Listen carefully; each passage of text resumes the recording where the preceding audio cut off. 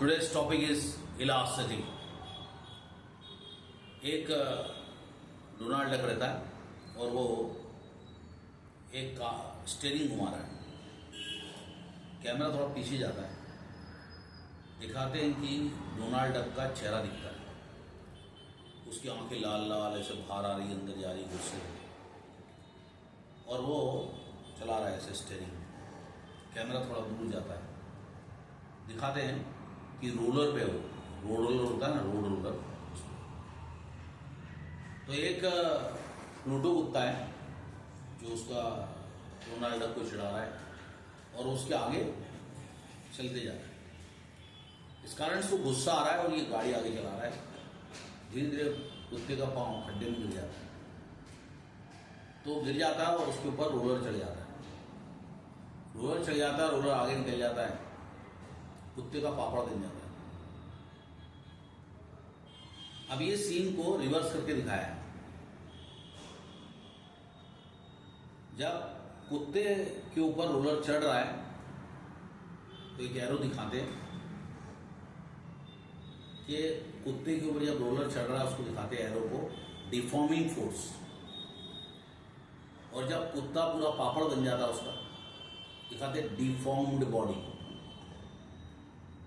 और जैसे ही रोलर आगे जाता है कुत्ता वापस कुत्ता बन जाता है और उसके मुंह से निकलता है इलास्टिसिटी। जब कुत्ता वापस बन जाता है कुत्ता, उसको बोलते हैं डिफॉर्मिंग रीगेन्ड डायमेंशन, और ये पूरा फिनोमेना इलास्टिसिटी कहलाता है। तो इलास्टिसिटी क्या होती है वो समझते हैं हम लोग। दो एटम्स होते हैं, वो एटम्स तो बहुत सारे होते हैं। तो सॉलिड में जो दो एटम्स होते हैं उनके अगर सेंटर से डिस्टेंस माना जाए, इसके सेंटर से इसको बोलते हैं इक्विलिब्रियम डिस्टेंस। यहां पे अट्रैक्टिव फोर्सेस और रिपल्सिव फोर्सेस बिल्कुल बराबर हो जाते हैं। अगर हम लोग किसी बॉडी को स्ट्रेच करते हैं, खींचते हैं, तो ये सेंटर से दूर जाती है, ये सेंटर से दूर जाती है। जब ये सेंटर से दूर जाती है तो अट्रैक्टिव फोर्सेस काम करने लगते हैं और वो बॉडी को अंदर की ओर खींचते हैं। ये प्रॉपर्टी कहलाती है रीस्टोरिंग फोर्स। अब ये रीस्टोरिंग फोर्स क्या हुआ? अट्रैक्टिव, यानी कि अपने आप को अंदर खींच रहा है। लेकिन अगर हम दो ऑब्जेक्ट को और किसी भी बाहर से बॉडी को कंप्रेस करते हैं, दबाते हैं, तो ये दो एटम पास चले जाते हैं।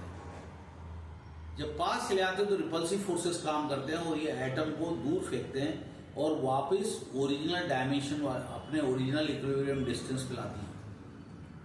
ये जो प्रॉपर्टी होती है, इस प्रॉपर्टी को भी हम लोग फोर्स बोलते हैं और ये रिस्टोरिंग फोर्स कहलाता है।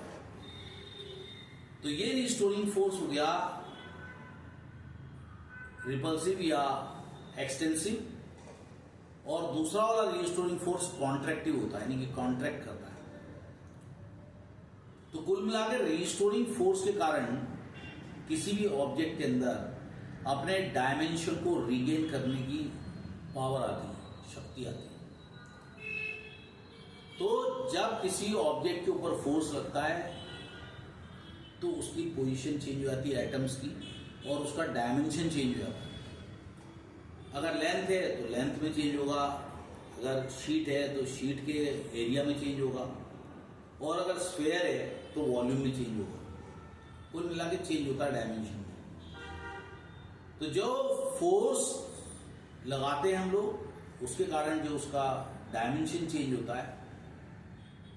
फोर्स लगाने वाले को अपन डिफॉर्मिंग फोर्स बोलते हैं, क्योंकि वो चेहरा बदल देता है, निरूपक बल, रूप बदल जाता है। जैसे ही डिफॉर्मिंग फोर्स हटाते हैं, रीस्टोरिंग फोर्स उस ऑब्जेक्ट को अपनी जगह पे वापस ले जाता है।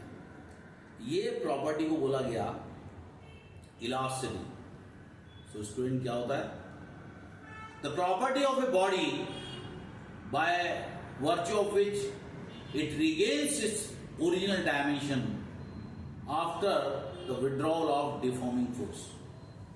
या जैसे ही डिफॉर्मिंग फोर्स हटाया जाता है, वो ऑब्जेक्ट अपने डायमेंशन को वापस अचीव कर लेता है। ये प्रॉपर्टी क्वार्ट्ज में होती है, ये प्रॉपर्टी फॉस्फोर ब्रोंज फाइबर में होती है। ये अच्छी प्रॉपर्टी स्टील में होती है, क्योंकि steel is better elastic than rubber. Rubber में इलास्टिसिटी अच्छी नहीं होती, नाम रबर बोलते हैं हम लोग, इलास्टिक लंबा खिंच जाता है। तो जो आसानी से खिंच जाए वो अच्छा इलास्टिक नहीं।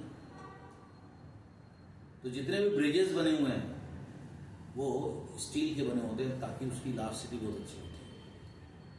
क्योंकि जब वजन उसके ऊपर से गुजरता होगा तो एटम थोड़ा डिस्प्लेस होते होंगे, लेकिन जैसे ही वजन गया वापस अपनी जगह पर जाते हैं। तो ये जो प्रॉपर्टी होती है इसको अपन क्या बोलते हैं, elasticity. That's all students, bye bye.